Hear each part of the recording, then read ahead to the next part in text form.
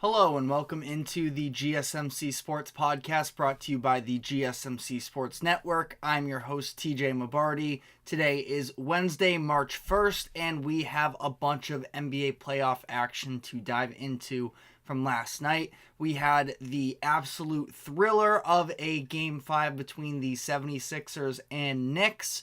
We had another very close game that sort of went under the radar because it was overlapping with that game, but between the Magic and Cavaliers, that was a great finish as well. We also got a surprising upset, if you will, between the Bucks and the Pacers, where the shorthanded Bucks were able to keep their season alive without both Damian Lillard and Giannis Antetokounmpo. So we're going to be talking about that. And then finally, we're going to be wrapping up the show with some talk surrounding LeBron James and what the offseason ahead looks like for him, as he does have a chance to enter free agency should he decline his player option. A lot of the reporting has said that there is a good chance that he could be on his way out of LA, so we're going to be diving into all of that.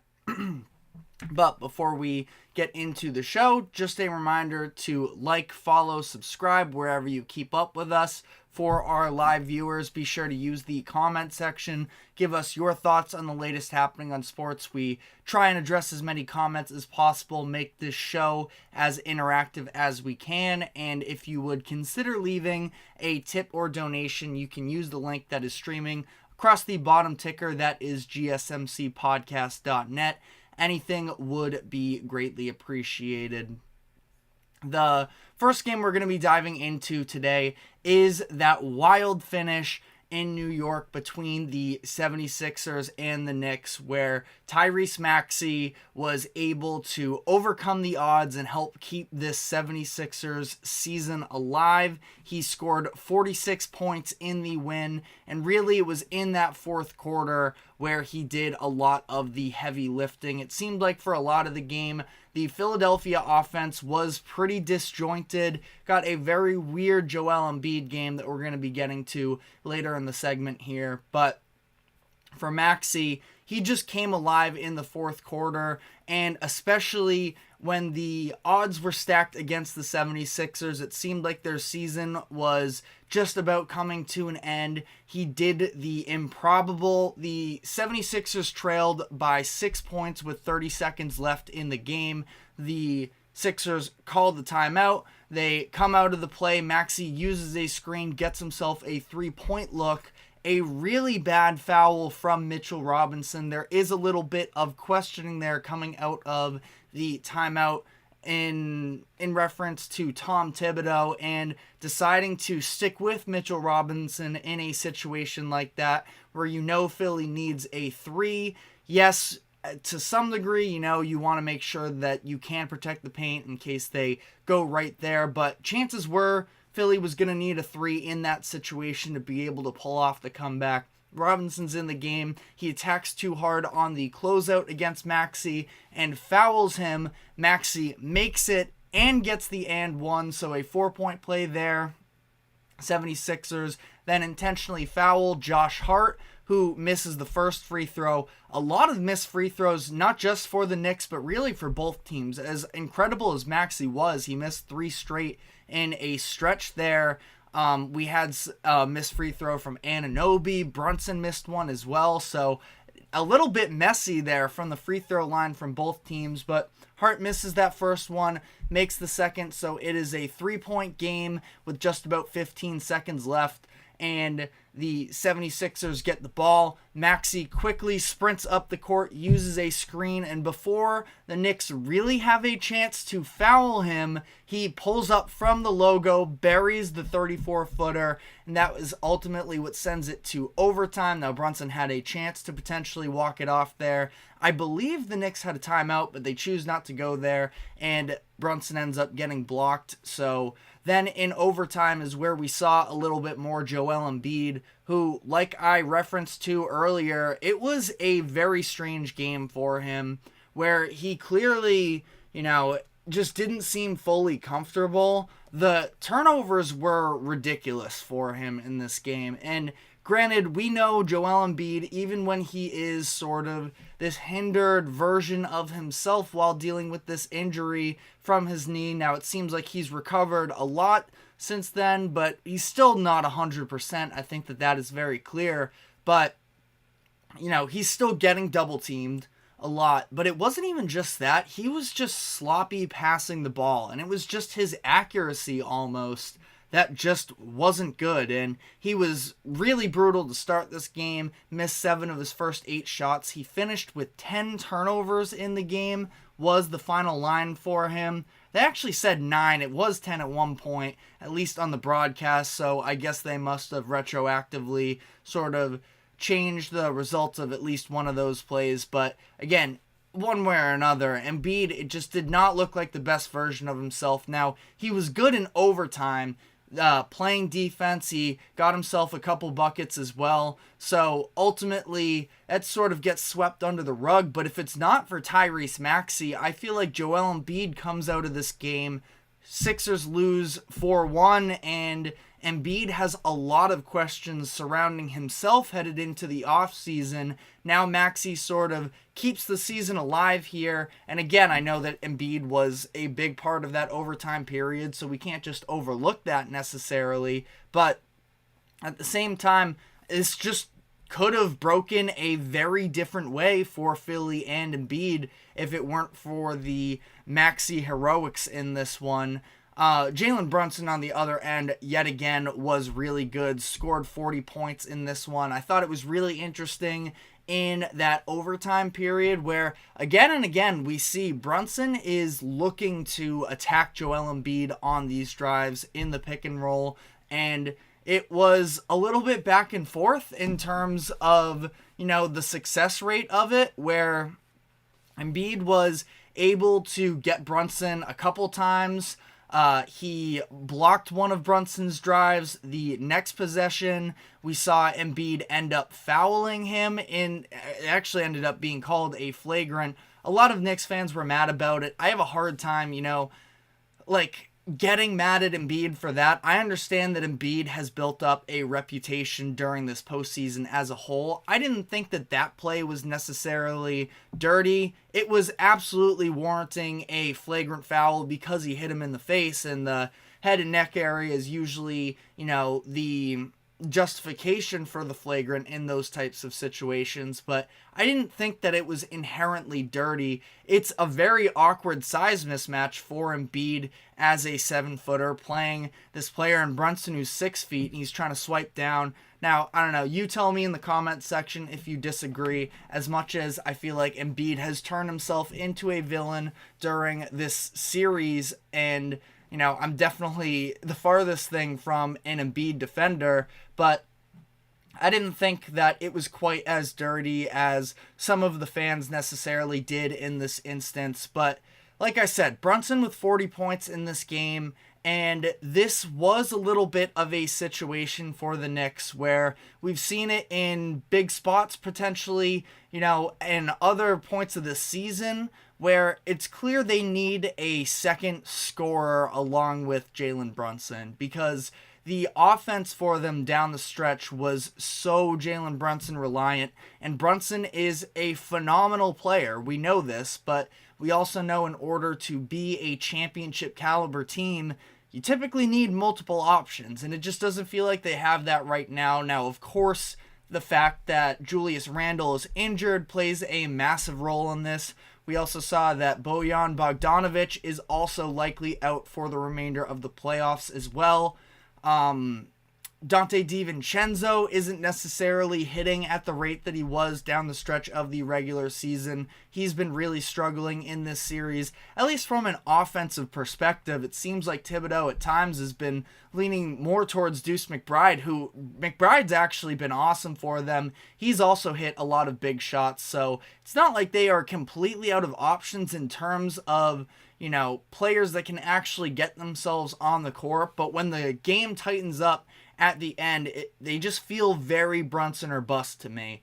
And the Knicks, they have a golden opportunity this year with sort of the situation surrounding Joel Embiid's injury, and there is, of course, Giannis's injury. Dame is dealing with something right now. Should they make the Eastern Conference Finals, there's a chance at least that Porzingis isn't going to be available. It was reported yesterday he's dealing with a soleus strain in his right calf, so feels like 3 weeks from now is when that Eastern Conference Finals would take place, and he would probably be available by then, but we don't know 100%. When you are 7'4", sometimes the recovery process can be a little bit prolonged. So, the Knicks have a nice opportunity ahead of them, but I really don't feel like they are a championship team just yet, and I really liked all the moves they made throughout the regular season to acquire these trades. I specifically thought that the OG Anunoby move was one that sort of showed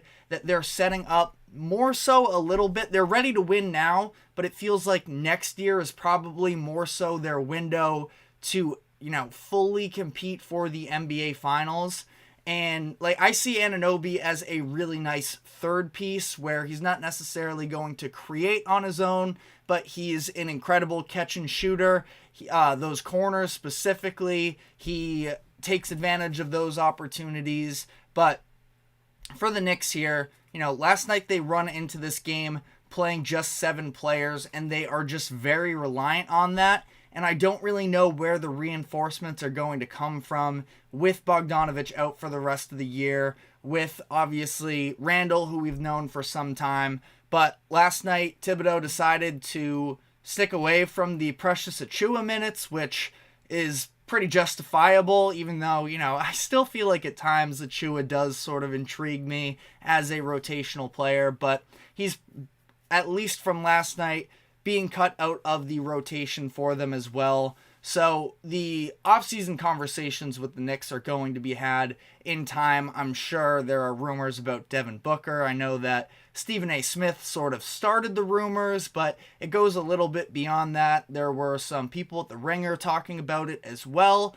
I saw a report earlier today that the Knicks are going to do everything they can to bring Devin Booker on board in New York. I feel like that would be along the lines of exactly what they need. They still have that Thibodeau defensive skeleton behind them. So Booker, Brunson, not necessarily seen as elite defenders, but never for a lack of effort. And, I feel like Brunson, the offensive fouls that he draws, and Devin Booker has never been short of being a competitor. Definitely something to monitor there. But in terms of the series as a whole and where it stands now, the 76ers, they now get to go back to Philly and potentially force this to a Game 7. So how we look at Game 5 is going to be very much predicated on how the rest of the series plays out. Because if the 76ers are actually able to pull off this type of a comeback, this is going to be a massive inflection point, really in NBA history, in terms of turning an improbable win into a run. Or the Knicks, who I still believe are just a better team than the 76ers, and obviously it very much depends on what version of Joel Embiid we get, and I just don't think that he's all there necessarily. So for the Knicks, I feel like, again, this could just be a little bit of a blip on the radar. We end up forgetting about it because the Knicks end up taking it to the 76ers. But the Sixers now do have a real chance to actually make something of this miraculous win. And it's going to be really interesting to see. Now, again, I still lean with the Knicks in this type of a series. I just feel like it was really Brunson just not hitting his shots. Now, the 76ers did clearly have a game plan early in this series to try and throw him off. It was helping off of some of these other players. Josh Hart hasn't necessarily, there's a reason clearly that they were helping off of him on the three-point line, where he hit the shots in Game 1. He was knocking them down in Game 2 as well, but offensively, the past 2 games, I believe he's hit just 1 of 13 looks, if I'm remembering off the top of my head. He was 1 of 6 last night. I think that he was 0 of 7 in Game 4. But, you know, it just goes back to the fact that this Knicks team does absolutely have the backbone to be finals contenders. I just feel like they are really limited from an offensive standpoint the way that they are currently built. And I wonder how Randle is going to fit into all of this. As much as I'm not necessarily the biggest Julius Randle fan, I also do understand the importance of him in a situation like this for the Knicks, and it's clear that they're missing him right now. So, you know, the 76ers end up winning this one. Final score was 112-106. There was a whole lot of action, whole lot of drama in this one. It feels like the series is just about right, as much as this was highly improbable. Game 2 also went down to the wire, was a crazy one with the Knicks on the other side of the comeback. Of course, there was the last 2-minute report that came out talking about Maxey was fouled on that inbound pass. Nick Nurse should have been granted the timeout. You've all heard it before, so I'm not going to, go on about it too much. But as much as the 76ers did sort of steal this game, I would say that the Knicks stole Game 2 as well. So 3-2 does feel like the position it should be in. And all things considered, this has been a very competitive series up to this point, where the point differential, I think Philly might actually be up when you look at the total point differential, basically just because Game 3 they had an 11-point win.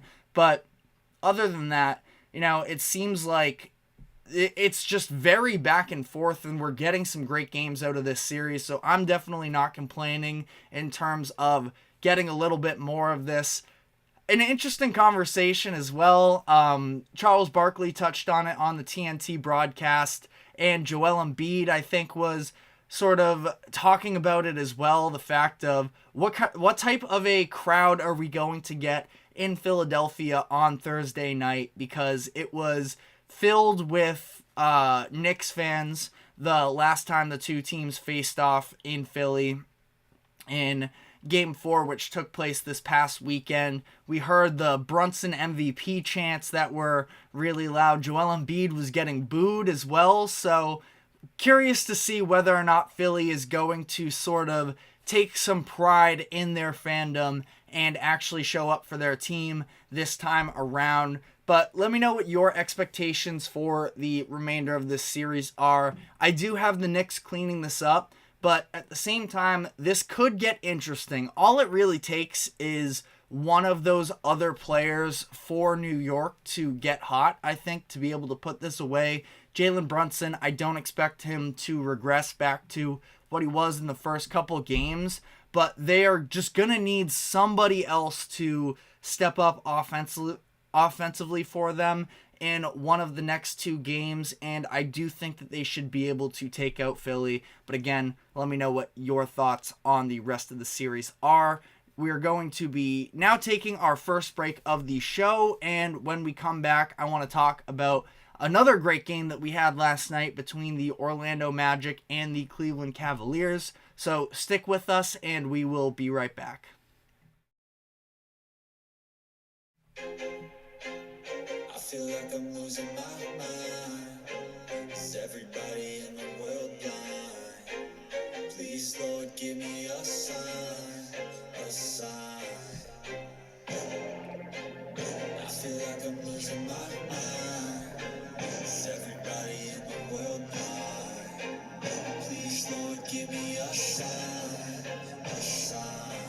I wanna be the greatest. Everybody on the fake shit. I look around and feel like everybody is the fakest. I make this every day and I'm impatient, hoping one day I blow up from the basement. Statement, the top is so vacant. I don't hear shit that I think is amazing. Waiting for my day when I'm playing sold out shows for 1,000 faces. Hey, give me that crown, get in my way and to be put down. It ain't your place, all this my town. If I want that shit, then I'll get it right now.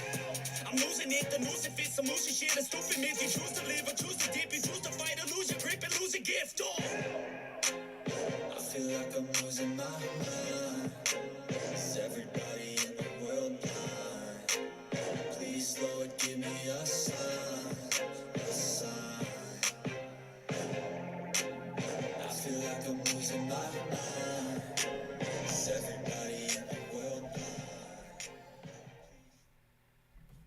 Welcome back into the GSMC Sports Podcast. We are now going to be touching on the series between the Orlando Magic and Cleveland Cavaliers.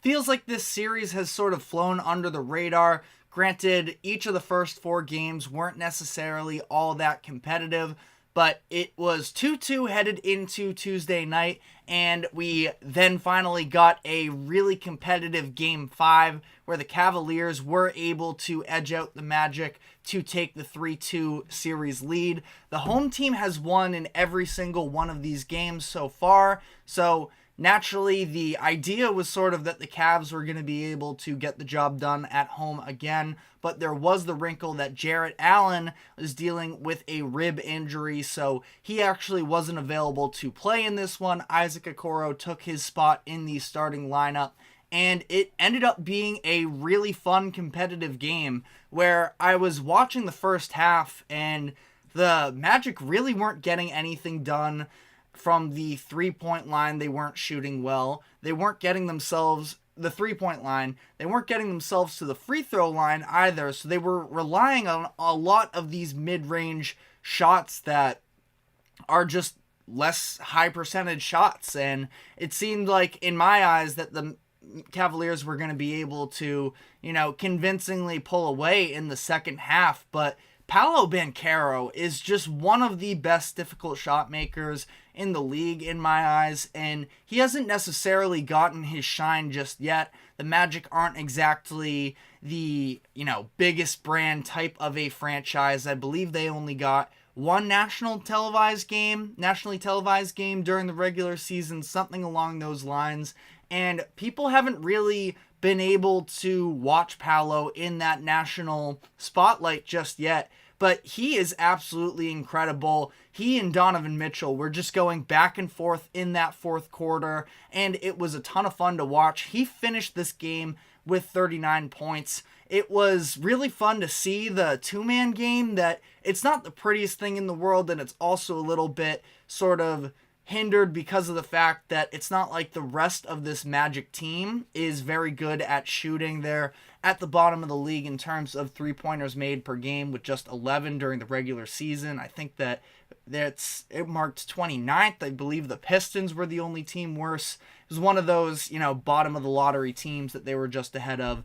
But it was fun to see. They're starting to run a little bit more of a pick and roll game between the two of them with Paolo as the screener, at least from what I've seen. I have to track it a little bit closer as, the two continue to build off of their chemistry, but Paolo it's almost like a pick and pop because Franz is a great driver, so when he gets the mismatches, he is absolutely capable of getting himself to the rim, and he wasn't necessarily great in last night's game anyways, but it is an option there. And then Paolo, it almost looks like he likes to sort of pop out around the elbow and that free throw line for these mid-range jumpers, and he's kind of automatic with them, and he was hitting some tough fallaways, but I'm talking a lot of Magic right now, despite the fact that they did lose this game by 1 point, but again, I was just very impressed by Paolo once again. Don't think that he gets the recognition he deserves.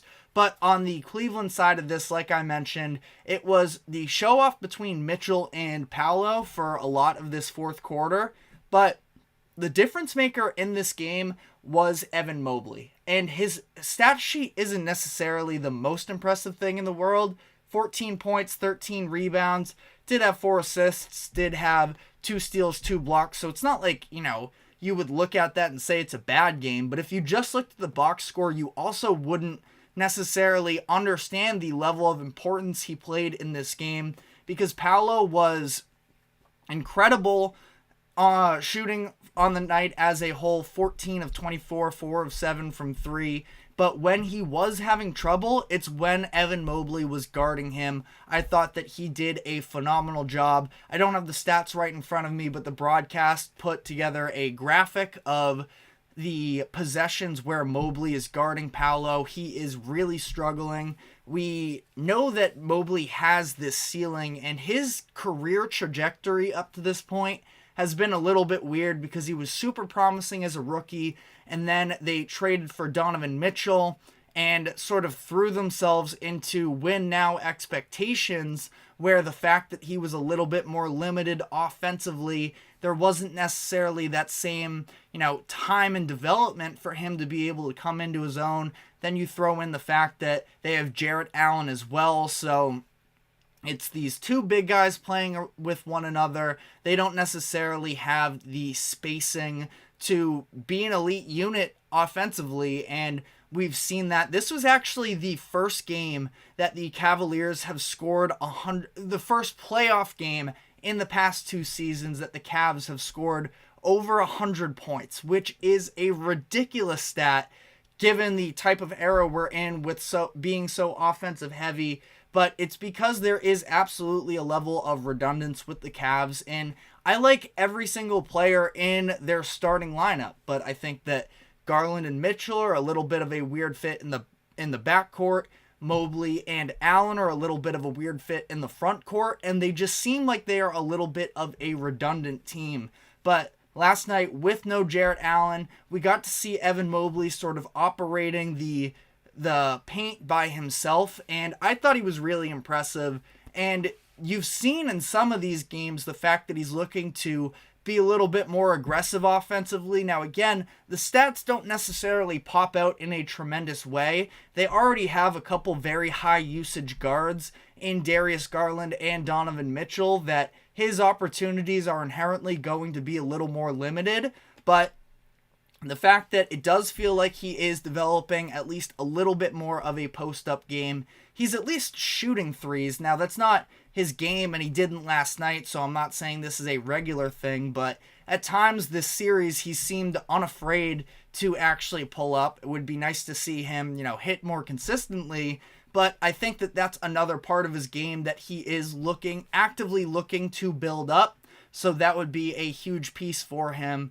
And I feel like his awareness of playing off of the ball, he just puts himself in better positions to actually, be an effective outlet under the basket, where, the play of the game for him was late in the game where Mobley got a dunk with just about a minute left, where Darius Garland, he drove into the paint, he drew an extra defender in Wendell Carter Jr. At the time that Garland took off, Evan Mobley was sort of on that right side along with Garland in the short corner. He sort of ran down the baseline, curled around, and just sat in the paint, and Garland was able to get him the ball off of this wraparound pass. He gets the dunk, and that was, one of the key baskets of the game. He had a couple, and then on the other end, you have the situation where he ended up getting the game-sealing block on a Franz Wagner drive and pinned him off the backboard, which basically won the game for the Cavs in this instance. It's really encouraging to see, because again, I was a big fan of Evan Mobley coming into the NBA, and after his rookie season, I was really high on him, but I feel like these past couple seasons, I had sort of sold my stock on him slightly, and I do believe it's in large part because of the fit with that Cavaliers team right now, and again, the fact that his development was sort of rushed based off of the situation there in Cleveland, but he is showing these flashes, and I'm definitely not ready to count him out. I think that he and Jarrett Allen both sort of deserve their own front courts to operate in. It's just a very clunky fit as things currently stand. The Cavaliers sort of feel like a team. I mean, there's really sneakily, and again, it's Cleveland and they're playing Orlando, so it's not a series that's necessarily in the national spotlight as much as maybe they should be, but I feel like there's a lot weighing on this series for the Cavaliers. The whole Donovan Mitchell decision, whether or not he is going to want to stay there in Cleveland. The impressions early on here are that he doesn't. He has a player option after next season. He's probably going to decline that, assuming he reaches free agency anyways, and the Cavs don't extend him. But, I think that definitely weighs on them. JB Bickerstaff is absolutely coaching for his job right now. If the Cavaliers are bounced in the first round yet again, he knows that he is going to be out there in Cleveland, at least in my eyes. Not that I'm necessarily advocating for anybody to lose their jobs, but that does definitely feel like the consensus surrounding the Cleveland situation right now. And they would sort of be in position, I think, if they can't beat a Magic team that I've had a lot of fun watching this year. As a Celtics fan personally, I think I would rather see the Cavs than the Magic, because the Magic are, at least, they know what their identity is. They are a defensive monster, and I feel like they would be in extremely tough out. So, I only point that out to say I definitely don't underestimate the Orlando Magic, but from the Cavs' perspective here, you just sort of sold off a lot of your future to try and be competitive now, and you're going to lose to this Magic team that is sort of young, still figuring themselves out, still refining their game. This is coming off of a year where they were embarrassed by the New York Knicks in the first round last year. It seems like they would maybe be in a position for a little bit of a panic trade. Again, I say panic trade, but this is a team that I do think needs to make a move, and they probably would have made a move if it weren't for the fact that around the trade deadline, they were blazing hot when basically everybody but Donovan Mitchell was injured, and he led them on that incredible mid-season run where they were competing for the 2 seed and they were playing some really good basketball. So ultimately, I don't think we see the same iteration of this Cavs team next year, but that decision will be impacted on how the rest of this series plays out. So next game is going to be in Orlando. Like I've said, the home teams have been dominating this series up to this point. So, we'll see. History from the series up to this point would say that it is going to be the Orlando Magic, but time will tell on that one. Game 6 is on Friday, so going to be interesting to see.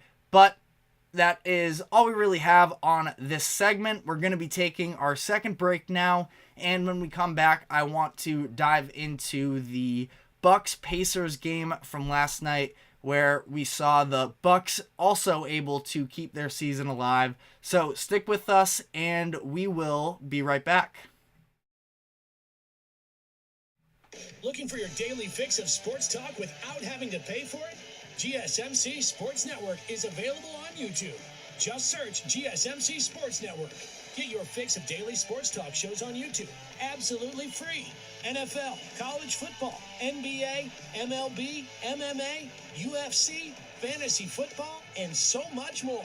GSMC Sports Network has shows running all day long, with new sports shows starting every 2 hours. Just like on your favorite cable sports channel, except GSMC Sports Network is absolutely free. Just search GSMC Sports Network on YouTube to catch one of your new favorite shows, like the GSMC College Football Podcast, Chip Shot Football Podcast, Hoops and Heels Women's Sports Podcast, GSMC Basketball Podcast, and so many more. Check it out for yourself. GSMC Sports Network, now available on YouTube absolutely free. Search GSMC Sports Network on YouTube right now.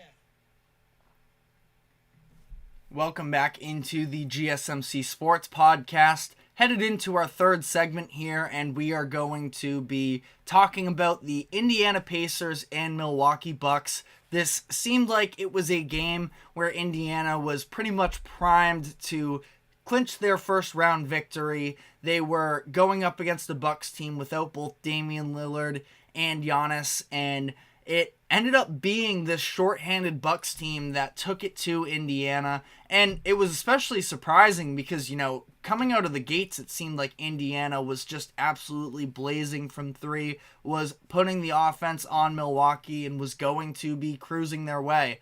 But I did think it was interesting. I got a notification on my phone, at least, headed into the game that 75% of the public money was on Indiana to win. And whenever that's the case, it does just always feel a little bit sketchy. And clearly it was, because the Bucks ended up finding something in that second quarter, specifically on the defensive end, that they were just able to shut down Indiana.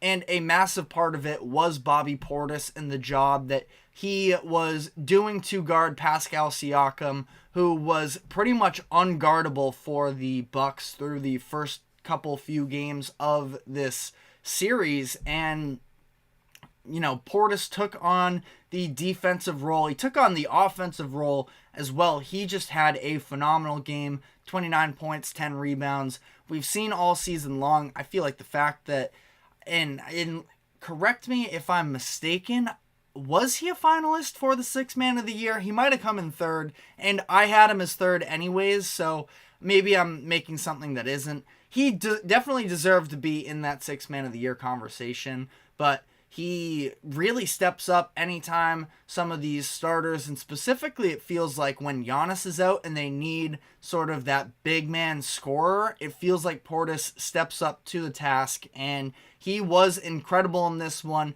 Chris Middleton continues to really get himself cooking, which is a very interesting sort of factor in the Bucks postseason run, because he was unbelievable for them, I thought, in their postseason run in 2021. Doesn't really feel like it gets talked about quite as much. Feels like that Bucks run, people are just sort of playing revisionist history with it and saying that it wasn't really fun to watch and that it was flawed.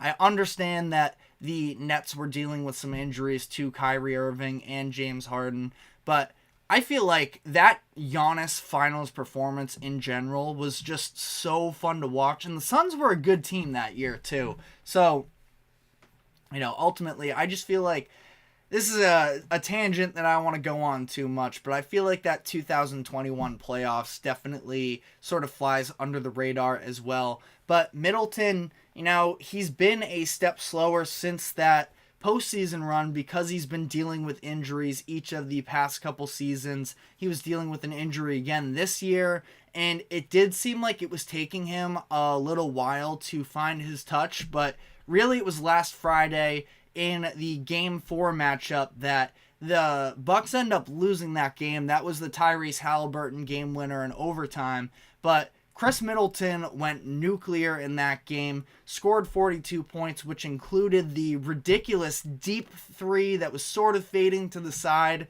that ended up sending that game to overtime. Reminded me a lot of, I'm forgetting exactly which year of the playoffs it was, but when the Bucks faced the Celtics and Middleton with like a second left in the game, shot a three from, the corner around half court, and that went in to send it to overtime. And, Middleton is a postseason performer when he's actually healthy. We've just sort of been deprived of that the past couple years. And, just yet again, he was able to put together a performance. This is 3 straight games for him with 25 points. He finishes with 29 in this game on Tuesday night to help keep the Bucks alive here. And this does become a little bit of an interesting point here, because Indiana, for as fun and talented as they are, they're still young. And this felt like a situation where we saw it in Game 1, they kind of came out flat. This game, they didn't come out flat, but it almost seemed like they got ahead of themselves after that hot first quarter. And the Bucks were doing real things to, take away their offense. So I'm not trying to, discredit the Bucks and fully put this on the Pacers, but it just doesn't feel like they have that level of maturity yet, maybe to sort of fully understand the consequences of these types of moments. Now, they're going to be back home in Indiana for Game 6. I believe that game takes place on Thursday night, so they're going to have some time to recoup and whatnot. But it does leave the door open for the potential return of Damian Lillard and possibly Giannis, who it seems like from the reporting, at least last night that they were doing on TNT, that Giannis is feeling much better, that he got a great workout in the other day. And from my perspective, at least, I didn't think it was a good idea to force Giannis back. And again, force is sort of the key word there. I still wouldn't force him back if he doesn't feel like he's right and that the doctors aren't, fully clearing him to play. But for at least the sake of last night, let's say Giannis was, 80% with a chance of re-injury. I don't know if it would have necessarily made sense to risk potentially losing him for all of next season if things were to go terribly wrong. That calf injury especially, I mentioned this with Porzingis, on, those really tall, strung out bodies, it can just be a very risky game to play when you have a kinetic muscle like that and you are trying to sort of test it out there and force it through physical activity that it's not ready for. Kevin Durant is the comparison that I keep making that I'm almost getting sick of, but you know the story in the 2019 playoffs. Calf injury to torn Achilles cost them the entire next season. Obviously, if you're the Bucks, you can't afford that. So, trying to throw him out there in a Game 5 when you're down 3-1, it is definitely a move that I wouldn't be comfortable making. But if he is feeling better, now 3-2 series is doable. You just have to steal this next one in Indiana, and you have home court advantage for Game 7. Now, obviously, we still don't know. I'm sort of speculating right now on the injury front in terms of Giannis. Lillard as well is still an interesting case, dealing with that ankle injury that he suffered in Game 4. But, the Bucks may have figured something out a little bit, at least defensively against this Pacers team. Held them to just 92 points. I don't have the exact numbers, but feels like it's been forever since Indiana has been held to 92, one of the best offenses in the league this season. So, again, I just feel like also with the discrepancy between the maturity levels of both of these two teams, Indiana is still gettable despite having this lead. And, we've seen this has been a chippy, emotional series at time.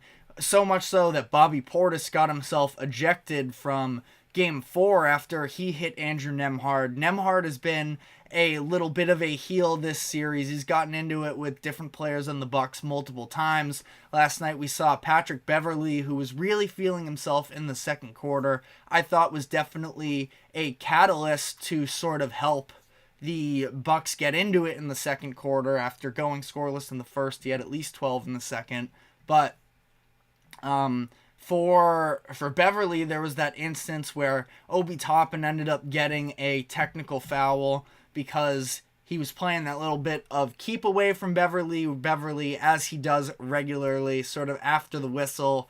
Bucks ball, he's sort of trying to hound Toppin a little bit, trying to steal it from him. Toppin's trying to keep it away, and then he ends up shoving Pat Bev to the ground. Just a little bit of a boneheaded move there, but that's also just comes with the fact that this has been a very contentious rivalry sort of during this whole regular season. They've faced each other 9 times now on the year, which is pretty uncommon, and they have a chance. They're going to be playing a 10th time tomorrow night with a potential for an 11th as well. And this rivalry has just become a little bit of an unexpected gem for NBA fans this season. And again, I really like the Pacers. They're another team where it feels like they're a year away from being necessarily true contenders. Now, again, defensively, I feel like it's going to be hard to hold the Pacers back in both of these next 2 games. Now, Giannis would be a massive X factor in that type of a situation where Bobby Portis was phenomenal against Pascal Siakam last night, but maybe you have Giannis on him. There's also, this dynamic of having Siakam at the 4 and Miles Turner at the 5 for Indiana has really put Milwaukee into this tough position where I talked about it before. Feels like Brook Lopez is a little bit lost at times. He's still a great defender, but in terms of, especially when it comes to those one-on-ones in the post, but he's been playing out along the perimeter, it feels like, a lot more than he typically does. And when he hasn't, he's been leaving Pascal wide open, and Pascal's been making him pay. Then when Lopez is trying to guard Turner, he's out there, but he also can't protect the paint, which opens up the lane for a lot of these other players. But last night, again, seemed like Portis was taking on that Siakam role, that assignment that is, really well. And again, Doc Rivers has been heavily scrutinized since he took over this Milwaukee job earlier this year. I've said it all season long, and I guess I'll say it one more time here. The idea behind firing Adrian Griffin and bringing in Doc Rivers wasn't because the Bucks weren't winning enough games, but it was because the front office didn't feel that A, Griffin had the locker room, and that B, the style of play that they had was not championship level. And last night, I definitely feel like was a Doc Rivers defensive assignment. That's what he has brought to the Bucks this year, and they've been a roller coaster, no doubt about it. But they have undeniably been playing better defense since he got there. And without him and with Adrian Griffin last night, without their stars, I find it very hard to believe that the Bucks win that game. So again, 3-1 leads, we know how uncommon they are. Just like we talked about, with the Knicks or Sixers, a couple things have to break, and it might just be out of your hands if you are one of these teams trying to pull off the comeback. But we'll see. Again, I think that the path is there. Now, Game 6 in Indiana is going to be incredibly difficult for them to pull off, but if they get their stars back, this could definitely be a conversation. I was leaning with the Pacers anyways headed into this series. That was assuming Giannis would be back after I was thinking he'd be back around Game 3, Game 4. So what is Giannis even going to look like if he is back? As much as I talked about, he is sort of the defender that the Bucks need to try and match up personnel-wise. What version of him are we going to get? Are they going to give him sort of a higher-end defensive assignment? Still a lot of unknowns surrounding this series, but should be fun to see how this all plays out. But that is all we have on this series. We're going to be taking our final break now, and when we come back on the other end, we are going to be just sort of talking out the possibilities for LeBron James in the offseason. So stick with us, and we will be right back.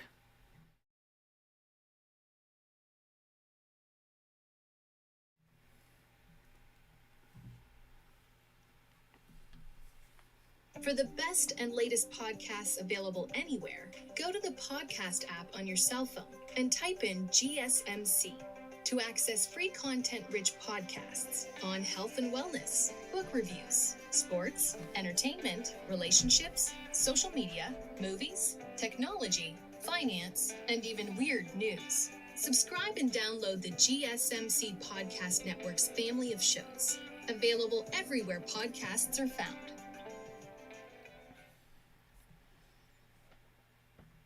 Welcome back into the GSMC Sports Podcast. To wrap up the show today, we are going to be touching on LeBron James and his future.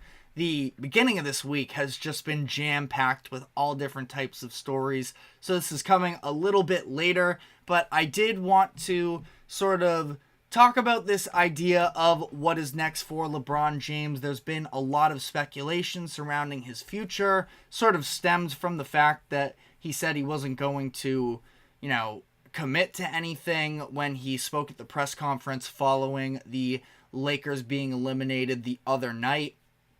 So he himself hasn't necessarily committed to anything, to his defense. Why would he?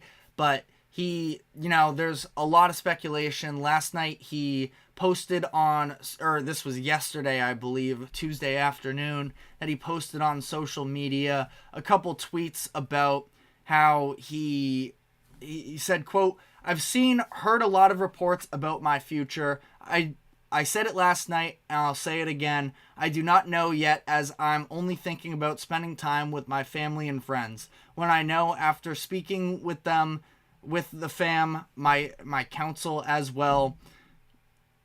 I'm sorry. Phone was just refreshing there. As my representation about it, and then you guys will know. Until then, And then he posted some emojis as he typically does. Classic LeBron James. But it is definitely an interesting conversation. There was also a report that came out from ESPN's Adrian Wojnarowski yesterday that supposedly playing with Bronny James is not the top priority that it prior was. And I feel like to some degree that's because we see LeBron James is still able to play basketball at a very high level. And in his mind, he definitely still feels like he is capable of being a highly contributing, potentially even best player on a championship winning team. Now, is that fully the case? I feel like it's a little bit hard for him to be the clear and undoubted 1A on a championship team still, but at the same time, the way that he plays and the way that he can elevate his play in the postseason, I wouldn't necessarily rule it out either. But his options are definitely going to be very interesting for the offseason, where he has a player option that would, I believe, get him $50 million if he were to stay in Los Angeles for next season. Now, I'm sure for him, he knows that the money is going to be there for him no matter what, just about. It's more so about, can he be in a championship winning environment? And is that with the Lakers? So he can get $51 million with that player option this offseason, which for a 40-year-old is ridiculous to still be playing basketball, but we're talking about LeBron James, who pretty much defies the regular rules of Father Time. And, it's definitely a tempting option there. His family's in LA. We're going to see how this all plays out with Bronny James. I feel like especially if that's not a top priority for LeBron, and I don't know if necessarily he is going to come out, because as much as it's maybe unfair to say this about Bronny, flat out, I do not think that he is an NBA-ready prospect. I feel like he could benefit from another year in college. He had a weird season this past year, obviously dealing with the cardiac arrest to start off the year, missed a handful of training camp, and then came into a very underperforming USC team that had a lot of sort of veterans on the roster, so it seemed like he almost didn't think that he could be quite as assertive for himself. But, if he is going to return to, it doesn't seem like he's going back to USC anyways. They made the head coaching change. Enfield is going to SMU, so it seems like he would probably be entering the portal, meaning what is the rest of the family going to do as well? And again, we're talking about LeBron, so of course family is a big conversation surrounding him. But, for LeBron, I feel like there isn't quite as much incentive to stay in LA next year as there has been in the past. Now, I would say that they do have some pieces. Anthony Davis just had the best season of his career in my eyes. So is that somebody that he wants to, sort of hitch his wagon to? I could absolutely see it. And then if you use these draft picks that, because of the fact that the Lakers did not make any moves during the trade deadline, I believe they have 3 tradable first round picks for this offseason, so they could potentially make a splash move, but there are just a handful of holes that they sort of have to fill out. I think they're going to likely be moving on from head coach Darvin Ham, finding somebody new there. They probably need to upgrade at both the point guard positions with D'Angelo Russell and their other swingman in Rui Hachimura, at least from a starting lineup perspective. So we'll see how they choose to play that out. It's not necessarily a clear path, and you're in the Western Conference where the Nuggets, of course, have a stranglehold as things currently stand, but if they don't, it's because the Minnesota Timberwolves are red hot coming into the scene, and we're going to see them only likely continue to get better. The Oklahoma City Thunder just swept the New Orleans Pelicans, so they're on the rise. I think that the Pelicans are probably in a position this offseason where they try and make a big move. If Zion Williamson is healthy, that can definitely be a team that takes a step forward as well. There's a lot going on in that Western Conference, which is why, it's a little bit interesting. Now, in terms of fit, I just threw out the idea of, well, does LeBron James want to keep playing with Anthony Davis? Part of it is reliability. The 76ers are going to have a max cap spot in the Eastern Conference that would likely have an easier playoff path, has another superstar talent in Joel Embiid, has a rising star in Tyrese Maxey, and a pretty well-rounded group as a whole, but at the same time, in terms of reliability, I don't know if Joel Embiid is the person that you sort of want to lean into, given his track record from an injury standpoint. So it's just a very interesting conversation sort of surrounding what LeBron chooses to do. Another team that has sort of been thrown out there as a potential destination for him is Dallas, joining back up with Kyrie Irving. They could definitely use, I like the plethora of options that Dallas has from a wing position, whether you're talking about Dante Exum, Derek Jones Jr., Josh Green, but throw LeBron James in there, it's without a doubt an upgrade. And I feel like, it would be LeBron probably playing more off ball than he ever has in his career. But I feel like, at least from a regular season standpoint, that's probably something that he would enjoy, not having to, burden himself offensively. And you know what? For as much as LeBron James is older now, and he does get criticized at times for some of the defensive lapses, I thought that some of the effort that he showed from the play-in tournament games, taking charges against Zion, and what he was doing early in this series, specifically against the Nuggets, I thought he was really maxing out his effort on the defensive side of the ball, and that would probably be what he would have to do to sort of make those sacrifices, if you will, in terms of not going to be exerting as much effort offensively. Now, can you be this sort of, again, regular season lockdown is definitely a stretch, but can you be this two-way wing that we need while we already have our top ball handlers in Kyrie Irving and Luka Doncic to carry much of that offensive load? It is an interesting question. And ultimately, when you are looking at this from a Lakers perspective, before we sort of wrap this whole thing up, I do feel like it's an interesting conversation, because there was a report that came out yesterday that the Lakers, that is, would be willing to give him a contract extension of a 3-year deal worth $164 million. I can't blame them for that necessarily. Is LeBron even going to want to take a deal that is that much committal into the future? Maybe not. He would have a lot less flexibility to sort of make a potential move to link up with his son in a couple years, or, anything along those lines. But, so, if you're the Lakers, I can understand wanting to continue to be competitive from a business standpoint, having the brand of LeBron James and Anthony Davis, and feel like you were competitive at least. I know that the series was 4-1, and it did seem like the Nuggets were a different class in terms of their execution, but it's not like the Lakers in either of their two past series against the Nuggets have gotten steamrolled, even though the Nuggets have won something along the lines of 12 of their last 13 matchups, or 11 of their last 12, whatever it is.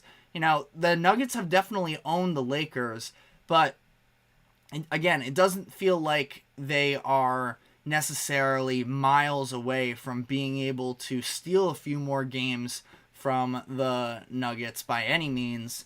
And, so from the Lakers, if they want to continue to be competitive, they now have, they can justify that their coaching wasn't good enough this past season. They get an upgrade there. They have these multiple draft picks now, as opposed to the one that they had during this past trade deadline, and try and get someone like Donovan Mitchell, I feel like would probably be the number one player sort of on the market for them.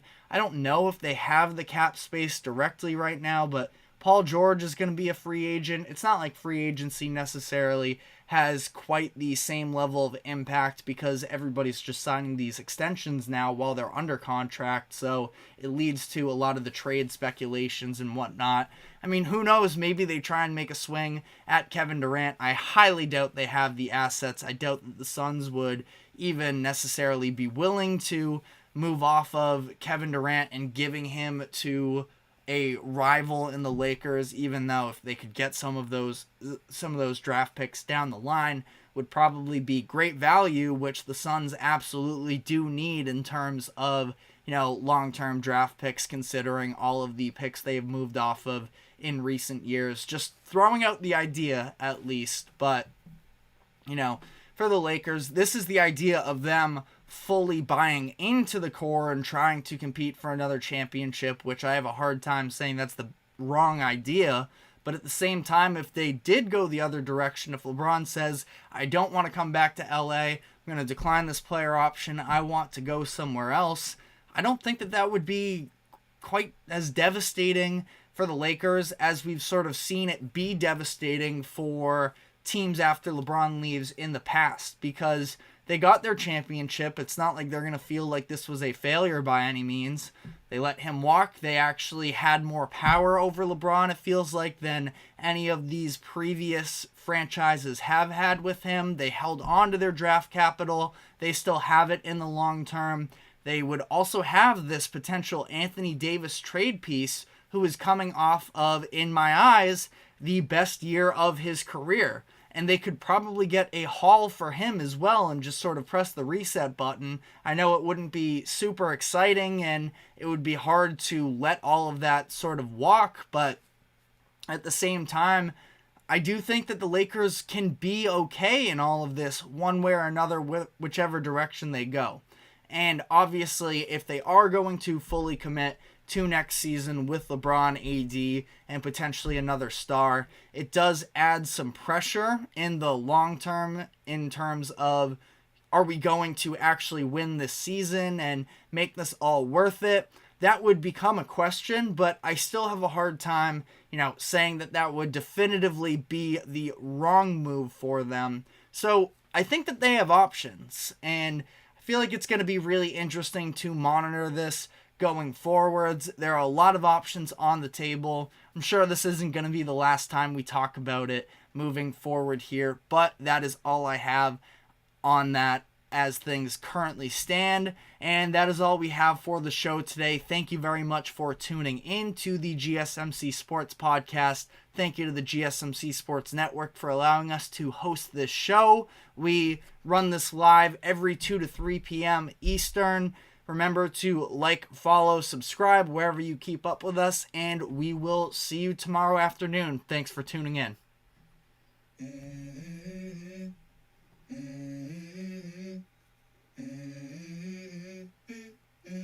Let's go. I wake up to a little bit of drool on my pillow, feel like it's gonna be a bad day. Yeah, I'm tired of shit, and the coffee ain't hit yet. Damn, ain't that great.